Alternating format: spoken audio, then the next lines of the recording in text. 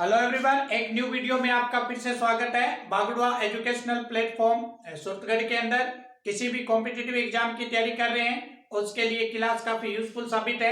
आज हम बात करते हैं घातांक और करनी की। घातांक और करनी के बेसिक कॉन्सेप्ट क्या है, इसी के साथ हम आज के वीडियो को शुरू करते हैं। तो एक बार सोशल मीडिया पर शेयर जरूर करें, चाहे आप एसएससी की, रेलवे की, बैंक की, सीजीएल की, आर्मी, जेडी, दिल्ली पुलिस, किसी भी कॉम्पिटिटिव एग्जाम की तैयारी कर रहे हैं उन सभी के लिए काफी यूजफुल क्लास है। तो पहला क्वेश्चन देखें, रूट 98 माइनस रूट 72 प्लस में रूट 50 और प्लस में रूट 18। अब रूट किस तरह से निकालते हैं? अगर आपको रूट नहीं निकालना आता है तो रूट निकालने का तरीका क्या है वो देखें। जैसे मान लो रूट 98 आपको निकालना है, तो जिसका भी रूट अगर आपको निकालना हो उसका डिवाइडेशन इस तरह से रूट आप निकाल सकते हैं। रूट 98 निकलना है, 98 यहां लिखे, ठीक है ना। यहां आप 2 लिखेंगे, 2 का भाग देना है तो 98 में 2 का भाग देंगे 49 आएगा।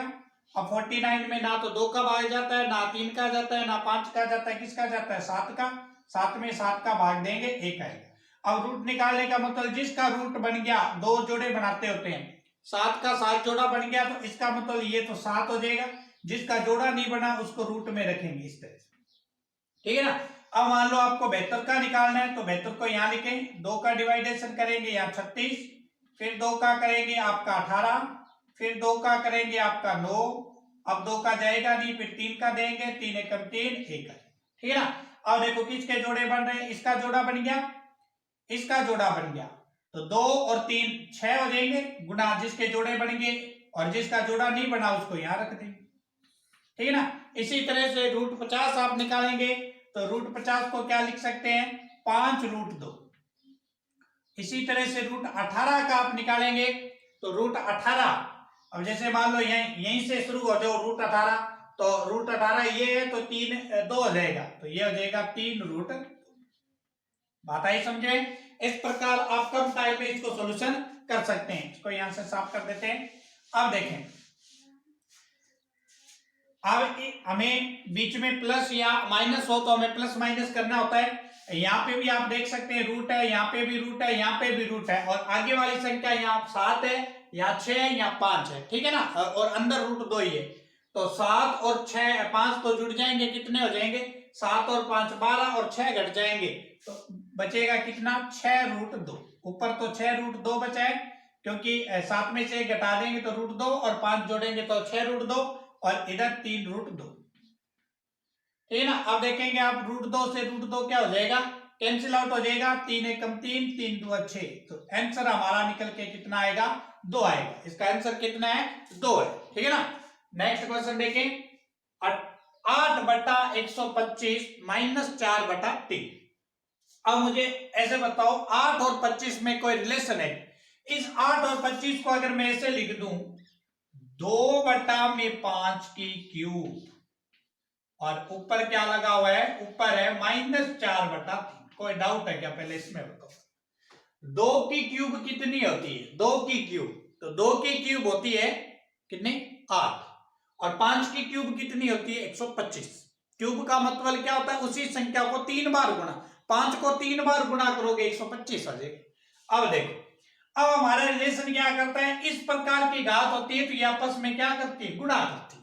आपस में क्या करती है? गुणा। तो ये हो जाएगा 2 बटा में 5, 3 गुणा में माइनस 4 बटा में 3, यही है माइनस 4 बटा 3। ये भैया 3 इसके साथ गुणा करेगा, 3 से 3 क्या हो गया? कैंसिल, तो ये बच गया 2 बटा में 5 माइनस की 4, ठीक है ना। तो ये बन जाएगा हमारा, अलग अलग करेंगे तो 2 की घात माइनस 4, 5 की घात माइनस 5, ठीक है ना, 5 की घात माइनस 5 हो जाए। अब अगर ऊपर माइनस की घात है उसको बटा में लेके आते हैं तो प्लस की हो जाती है। ये घातांक करने का रूल होता है कि अगर ये 2 माइनस 5, 2 की घात माइनस 4 है, इसको नीचे लेके आएंगे तो ये प्लस हो जाएगी। कैसे नीचे लेके आएंगे? ये देखो, इसको अगर ऐसे लिखें 1 बटा 2 की घात 4 तो ये प्लस हो जाएगी, और इसको लिखेंगे 1 बटा 5 की घात 4। बात आई समझे भैया? इस माइनस वाले को प्लस बनाने के लिए 1 बटा में 4 और 1 बटा में 5 की घात 4। अब रूल क्या कहता है?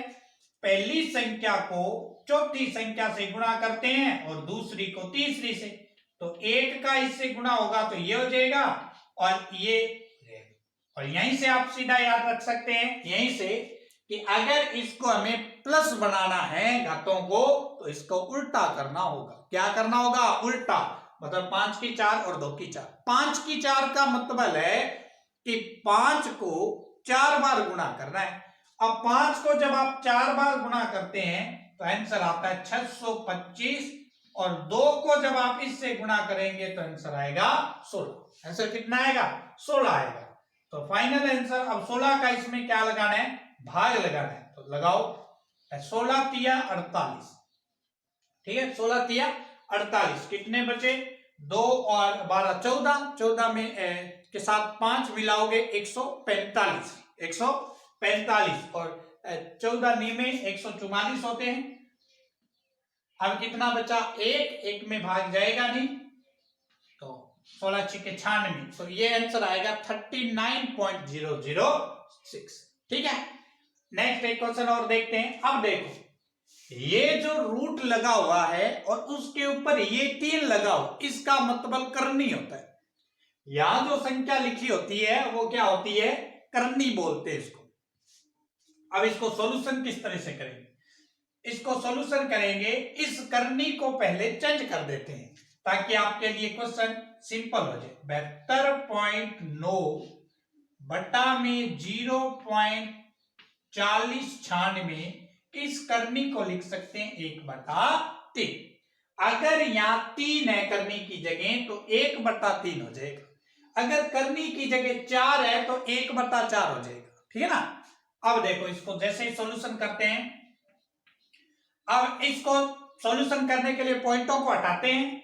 अब आपको पता है इसका पॉइंट हटाएंगे तो बटा में कितना आएगा? 10, और इसका पॉइंट हटाएंगे तो ऊपर कितने जाएंगे? 4 जीरो, क्योंकि पॉइंट के बाद 4 जीरो, तो ये हो जाएगा 738 गुणा में 4 जीरो ऊपर जाएगा। इसका पॉइंट हटाया 1 जीरो, ये बन गया। अब बताओ कोई डाउट है क्या? भैया इसका पॉइंट हटाया तो बट्टा में 10 आएगा और इसका पॉइंट हटाएंगे तो ऊपर जाएगी 4 जीरो। अब देखो, 0 से 0 कैंसिल आउट हो गया, तो ये बन गया 72 90 00 बट्टा में। अब देखो ऊपर क्या लगा हुआ है? इसके ऊपर चल रहा है 1/3। इसके ऊपर क्या चल रहा है? 1/3। अब देखो, हम जानते हैं कि 9 की क्यूब 729 होती है। 9 की क्यूब कितनी होती है? 729 होती है। अब देखो 3 जीरो है, 3 जीरो की क्यूब 1 जीरो आएगी। अरे भैया क्यूब का मतलब 3 के जोड़े बनाने होते ना, तो इसका मतलब ये तो 9 हो गया 3 जीरो में से। ये 90 की क्यूब है, 90 को 3 बार गुणा करोगे ये ऊपर वाली संख्या आ जाएगी, और ये नीचे वाली 16 की क्यूब है, दोनों की क्यूब करनी है ना। 40 96 की क्यूब 16 होती है। 16 का डिवाइडेशन करो, 16 5 80, कितने बचे? 10। कितने बचे? 10 जीरो मिलाओ, 16 छिके 96, कितने बचे? 4, 16 दुए 32। ये हमारा आंसर आएगा 5.62। ठीक है, तो ये हमने बेसिक कॉन्सेप्ट सीख रहे हैं घातांक और करनी का। वीडियो को एक बार शेयर जरूर करें सोशल मीडिया पर ताकि सभी को फायदा हो सके। और बहुत सारे बच्चे ऐसे सोचते हैं कि मैथमेटिक्स को किस तरह से स्ट्रॉन्ग किया जाए, तो मैथमेटिक्स को स्ट्रॉन्ग करने का, अपने पर मजबूत बनाने का, कि कॉम्पिटिटिव एग्जाम में हमारे क्वेश्चन किसी भी प्रकार से गलत नहीं हो। और मैथमेटिक्स ऐसा सब्जेक्ट है, अगर कॉम्पिटिटिव एग्जाम में 30 क्वेश्चन आते हैं तो 30 के 30 आप सही कर सकते हैं। कब? जब आप मैथ पर पकड़ बना लेंगे। और मैथ पर पकड़ बनाने का सबसे आसान, सबसे सिंपल तरीका ये होता है कि हम मैथ को रूटीन में लें, मैथ को डेली लाइफ में यूज करें, और मैथ को ज्यादा से ज्यादा कॉन्सेप्ट रट्टा मारने की ना सोचकर उसको हल करने की सोचें, उसके ट्रिक्स बनाएं, उसको बेसिक दिमाग में बिठाएं। ऐसे दिमाग में चलना चाहिए कि अगर भैया इतना इतना हो जाए तो कितना होगा। कैलकुलेटर या पेन की जरूरत हमें नहीं पड़े।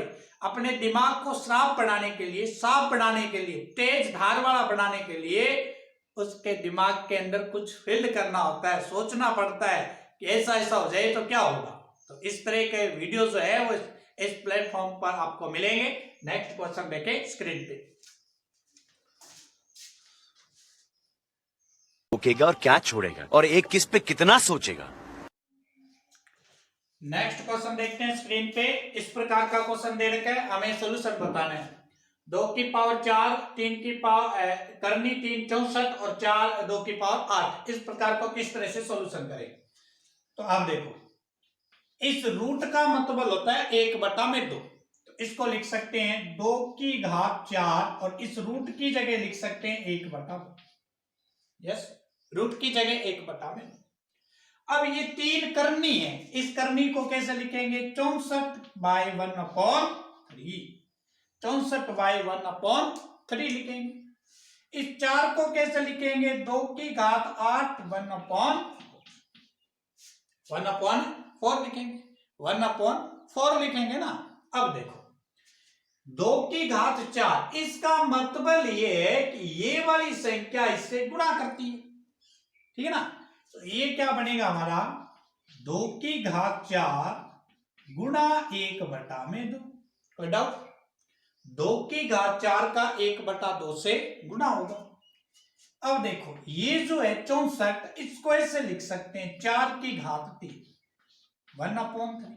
4 की घात 3, अरे भैया 4 की क्यूब कितनी होती है? 64 होती है, तो 4 की घात 3 लिख सकते हैं। और इसको लिख सकते हैं 2 की घात 8, तो वैसे का वैसा है 1/4 इससे गुणा कर। ये जो 1/4 है वो इस 8 से क्या कर रहा है? गुणा कर रहा है।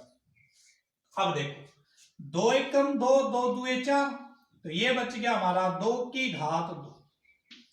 यहां से 3 से 3 कैंसिल हो गया, 4 की घात 1। यहां 4 एकम 4, 4 दुए 8, तो ये हो गया 2 की घात। काटेंगे तो इतना हो जाएगा। अब 2 की घात 2 का मतलब होता है 4, ठीक है ना। और ये 4 एकम 4 और इधर भी 4, तो ये हमारा आंसर कितना आएगा? आंसर कितना आएगा? 12 आएगा। आंसर कितना आएगा? 12 आएगा, ठीक है ना। अब देखें नेक्स्ट क्वेश्चन। इस प्रकार के क्वेश्चन भी कॉम्पिटिटिव एग्जाम में बहुत ज्यादा पूछे जाते हैं। 3 की घात 5, 81 की 4, 243 की 2, 729 की 3 बराबर 3 की पावर n। तो हमें किसका मान फाइंड करना है? यहाँ n कितना आएगा वो बता।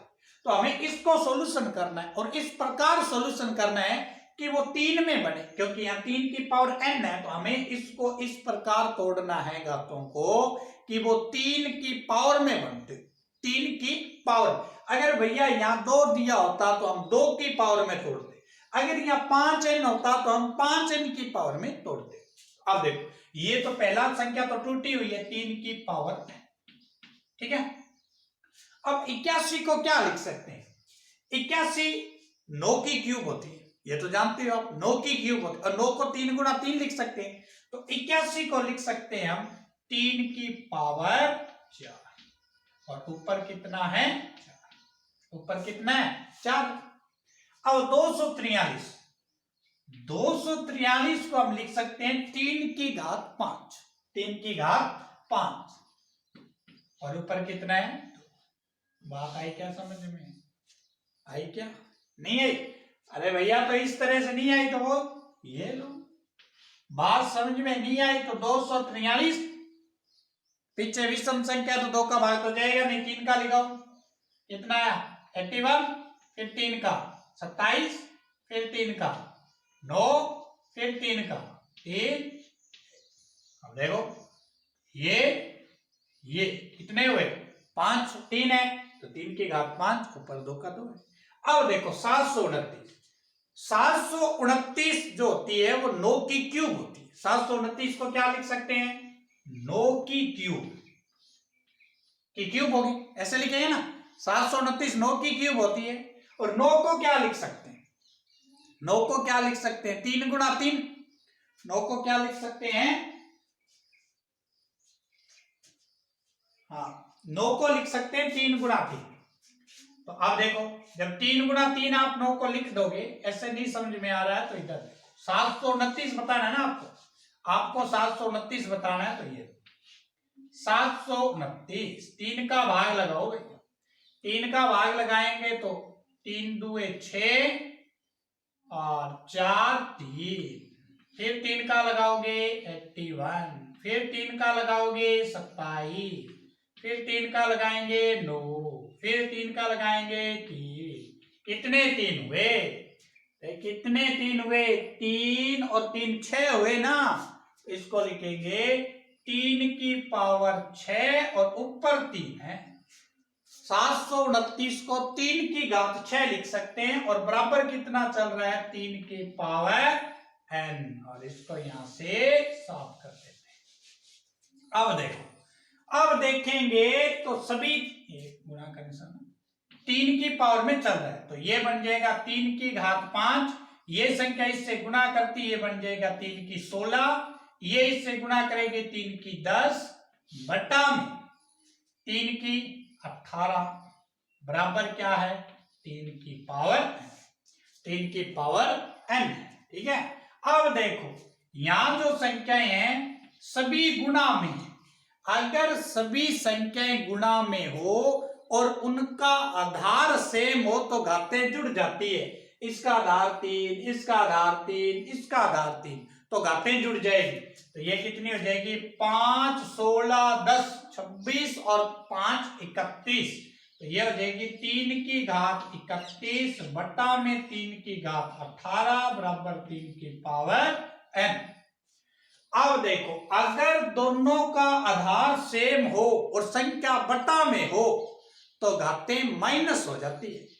अगर आधार बराबर हो और संख्याएं गुणा में हो तो घातें जुड़ जाती है। और अगर आधार सेम हो और घातें बटा में हो मतलब भाग में हो तो घातें घट जाती है। ये देखो दोनों का आधार सेम है तो 3 की घात 31 माइनस क्या हो जाएगा? 18 बराबर 3 की पावर n। ठीक है ना, ये घात इसमें से घट जाएगी। 31 में से आप जब 18 घटा देंगे तो आपके पास बचेगा कितना? 13। कितना बचेगा? 13 और इधर 3 की पावर n। अब देखो यहां 3 की पावर 13, यहां 3 की पावर n, तो n बराबर कितना आ जाएगा? 13। n बराबर कितना आ जाएगा? 13। और यही हमसे पूछा गया था कि n का मान क्या होगा। आज हमने घातांक करने के बेसिक कॉन्सेप्ट को आपको सामने लेके आए हैं। कुछ क्वेश्चन और कल के वीडियो में देखेंगे। सोशल मीडिया पर शेयर करते रहे। चैनल को अभी तक सब्सक्राइब नहीं किया तो सब्सक्राइब, बेल के प्रेस को जरूर नोट करें। किसी भी कॉम्पिटिटिव एग्जाम की अगर तैयारी कर रहे हैं तो ये YouTube चैनल, ये प्लेटफॉर्म आपके लिए काफी यूजफुल साबित है। तो ज्यादा से ज्यादा इस पर जुड़ने की कोशिश करें। अपने फ्रेंड सर्किल को इसके बारे में बताएं कि एक अच्छी क्वालिटी, अच्छे कंटेंट के साथ आपको वीडियो अपलोड कर रहे हैं फ्री ऑफ कॉस्ट। तो इसका ज्यादा से ज्यादा फायदा हो सभी को। धन्यवाद, फिर मिलते हैं न्यू वीडियो के साथ।